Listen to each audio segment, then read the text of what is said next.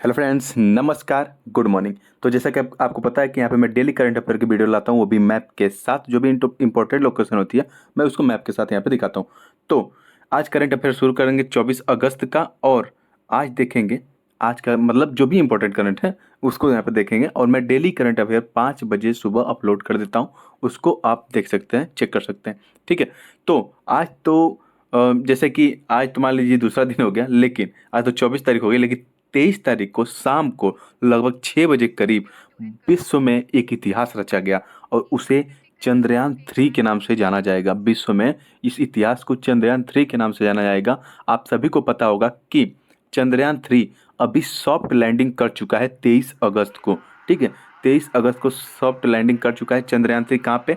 वो भी चांद के साउथ पोल पे। ठीक है, साउथ पोल पे अभी तक कोई भी देश अभी तक अपना वहाँ पे रोवर या फिर कह सकते हैं लैंडर अभी लैंड नहीं करा पाया था, क्योंकि आपको पता है कि लूना 25 जो है ना, लूना 25 जो रसिया का था। ठीक है, लूना 25 जो रसिया का था, वो वहाँ पे यहाँ पे लैंड कराना चाहते थे सब भारत से पहले, लेकिन वो भी इस मिशन में फेल हो गए। तो चलिए बहुत कुछ जानेंगे इसके बारे में। एक सेपरेट वीडियो बना दूंगा अलग अलग से चंद्रयान 3 के बारे में, क्योंकि बहुत सारी वीडियो यूट्यूब पे आ चुकी हुई पहले ही। तो देखते हैं यहाँ पे डेली करंट अफेयर में क्या आपको नया सीखने को मिलता है। मैं आपका स्वागत करता हूँ सीएस के सीएम क्लासेज में। और अगर वीडियो आपको अच्छी लगी तो ज़्यादा से ज़्यादा लाइक शेयर करना न भूलें प्लीज़। चलिए शुरू करते हैं, फटाफट यहाँ पे देखते हैं। तो आपको प्रश्न है कि भारतीय वैज्ञानिकों ने जीन एडिटिंग के माध्यम से सरसों में से ग्लूकोसाइनोलेट्स, ये सिनोलेट्स लिख गया लेकिन ग्लूकोसाइनोलेट्स इसका नाम है। ठीक है, तो ग्लूकोसाइनोलेट्स के स्तर को कम किया है, इसका क्या परिणाम होगा आपको बताना है। ठीक है, इस तरह के प्रश्न पूछ लिए जाते हैं अक्सर। ठीक है, आप ध्यान नहीं देते, कहते हैं कि कहाँ से ये प्रश्न आ गया है, कैसे प्रश्न पूछ लिया, तो ऐसे प्रश्न पूछ लिया जाता है। तो प्रश्न ये है कि भारतीय वैज्ञानिकों ने जीन एडिटिंग के माध्यम से सरसों में से ग्लूकोसाइनोलेट्स के स्तर को कम किया है, इसका क्या परिणाम होगा। ठीक है, क्या सरसों के तेल की मात्रा कम हो जाएगी? नहीं। क्या सरसों की गंध और तीव्र हो जाएगी? नहीं। इसमें ऑप्शन डी सही होगा कि सरसों की तीव्र गंध ना, जो आप कभी कभी देखते हैं ना, सरसों का तेल होता है बहुत ही मतलब सूंघ लीजिए ना तो जैसे लगता है आँख में लगने लगता है। फिर उसकी गंध बहुत ही तीखी होती है। तो लोग क्या करते हैं, इसे इसे खरीदना बहुत ज़रूरी नहीं समझते, कहते हैं कि अरे यार इससे अब बढ़िया तो हम रिफाइंड तेल इस्तेमाल कर लें। ठीक है, और मतलब बहुत लोग अवेल नहीं करना चाहते हैं सरसों का तेल, इसकी वजह से, की गंध की वजह से। तो जो ये साइनोलेट्स करके इसमें जो एक एलिमेंट है ना, उसको उसके स्तर को अब वैज्ञानिक क्या करेंगे, जीन एडिटिंग के माध्यम से उसको हटा देंगे। ठीक है, तो उसका जो गंध होगा तो क्या हो जाएगा, तीव्र गंध अब क्या हो जाएगी, कम हो जाएगी सरसों की। ठीक है, इस बात को ध्यान रखेंगे। और ये ज़्यादातर ग्लाइकोसाइनोलेट्स ना इसके पत्तियों पे मिलता है, उसके बाद बीज में ये ज़्यादातर पाया जाता है, जिससे कि तेल जब आप पेराते और आते हैं, ठीक है, तो वो क्या होता है उसी में मिक्स हो जाता है, जिससे कि उस वो आँखों में बहुत तेज लगता है। आप कहेंगे कि यार ये कैसे सर जी, ये कैसे इसको हटाएंगे। तो मान लेते हैं ये है एक जीन। ठीक है, मान लेते हैं सरसों का एक जीन है। अब कहेंगे जीन क्या होता है, देखिए ये होता है एक होता है आपका सेल, ये पूरा सेल होता है। उसके बाद इसमें होता है एक न्यूक्लियस, केंद्रक होता है। केंद्रक में आपको पाया जाता है क्रोमोजोम यानी गुणसूत्र, और गुणसूत्र में पाए जाते हैं डीएनए, और इन डीएनए के ऊपर पाए जाते हैं जीन।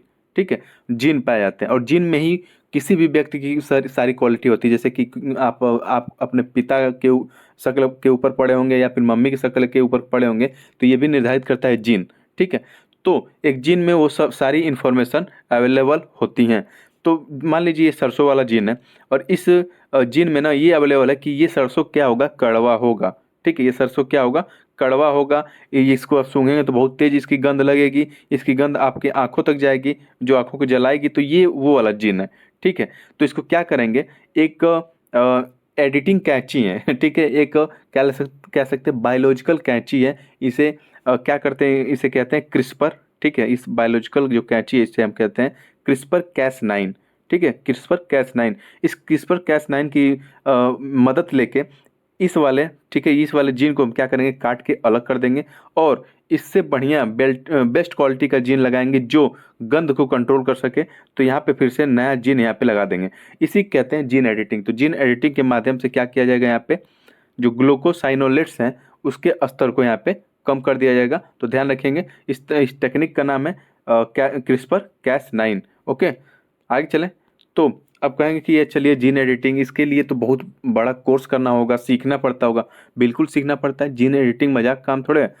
इसके लिए एक होता है जेनेटिक इंजीनियरिंग मूल्यांकन समिति होती है, ठीक है, जेनेटिक इंजीनियरिंग मूल्यांकन समिति।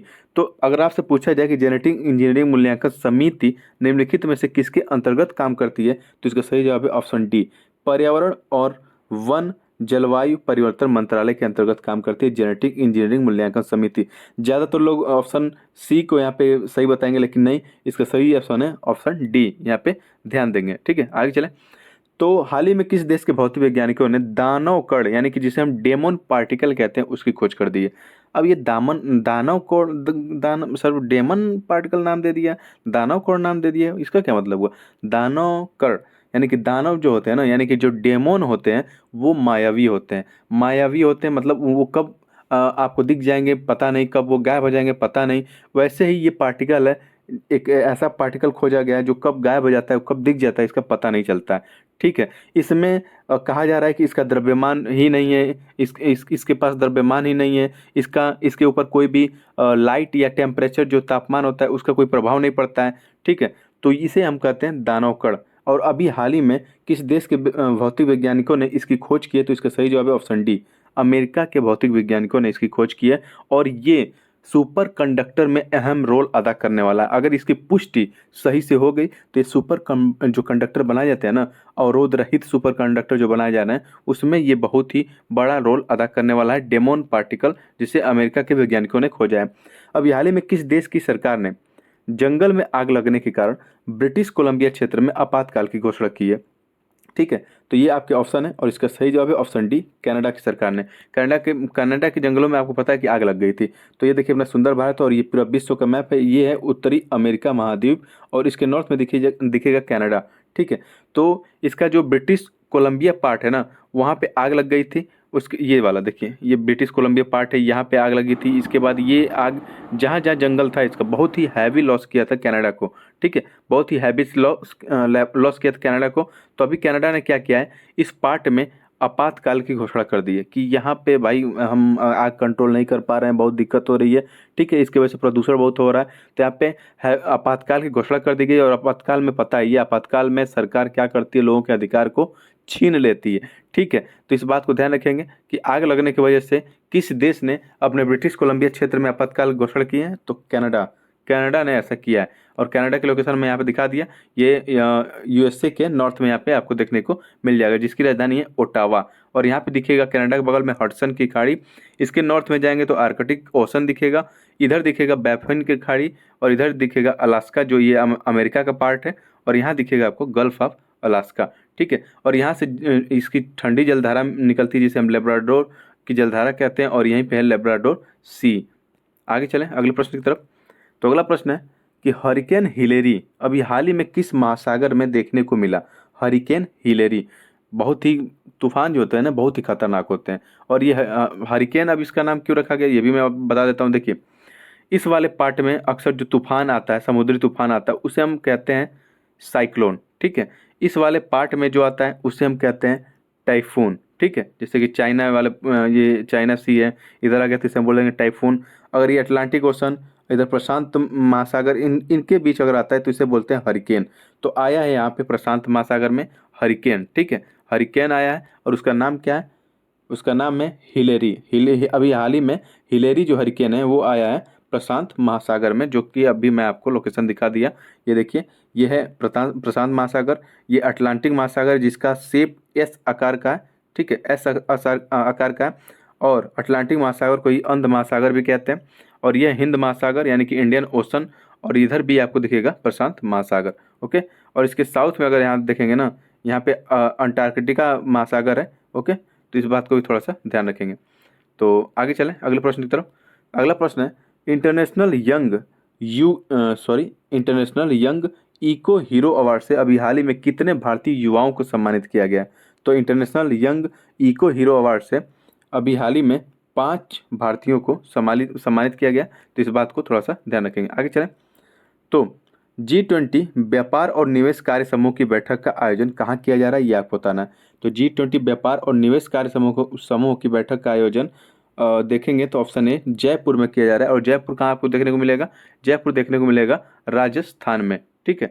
और G20 की बात करें तो G20 में आपको 19 देश प्लस एक यूरोपियन यूनियन इसमें शामिल है, तो टोटल इसमें 20 कंट्री शामिल है। इस बात को ध्यान रखेंगे। G20 में भारत भी G20 का मेंबर सदस्य है, लेकिन पाकिस्तान G20 का मेंबर सदस्य नहीं, इस बात को ध्यान रखेंगे। अभी हाल ही में BPCL ने किसे अपना ब्रांड एम्बेसडर नियुक्त किया है, ठीक है। तो BPCL ने अभी हाल ही में राहुल द्रविड़ को अपना ब्रांड एम्बेसडर नियुक्त किया है। BPCL ने अभी हाल ही में राहुल द्रविड़ को अपना ब्रांड एम्बेसडर नियुक्त किया है। Indira Gandhi memorial tulip garden, ठीक है, इसका ये जो ट्यूलिप गार्डन है ना, फूलों का गार्डन है जो, उसको कहा जा रहा है Indira Gandhi memorial tulip garden.